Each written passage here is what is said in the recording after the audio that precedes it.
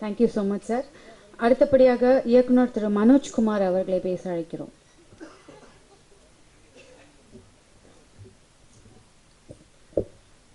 அனைவருக்கும் மாலை வணக்கம். வழியுடன் ஒரு காதல், சிறப்பான டைட்டில், அழகான வரிகளோடு அழகான பாடல்கள். இசையமைத்த இசையமைப்பாளர் அப்படி பார்க்க எங்கேன்னு தேடிட்டு இருந்தாங்க.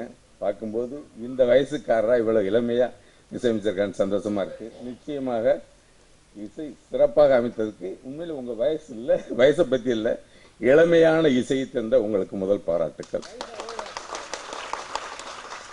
பாடல் வரிகள் தெளிவாக, அங்கங்கே தெளிவாக, இன்னொன்று இது வரைக்கும் உள்ள 3 பாட்டில் பார்த்த வரிகள் ஒவ்வொரு இடமே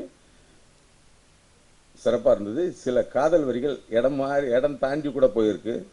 காதல் ஒரு இடத்த வரிகளில் கேட்பார், நான் புதைந்து கொள்வதற்கு இடம் தேடினார், நல்ல இடம் தேடினார், மார்பகம் கேட்டிருக்காரு. நான் புதைந்து கொள்வேன், மார்பகத்தில் புதைந்து கொள்வேன்ற வரிகள்லாம் இருக்காங்க. அவ்வளோ அழகான ரசனையானது ரசனை. இது உண்மையிலே பாடல் ரொம்ப சிறப்பாக இருக்குது.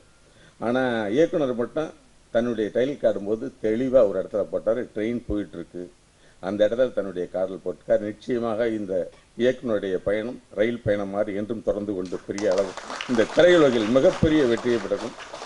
ஆனால் இந்த யூனிட்டுக்கு ப்ரொடியூசர் பாராட்டி ஆகணும்.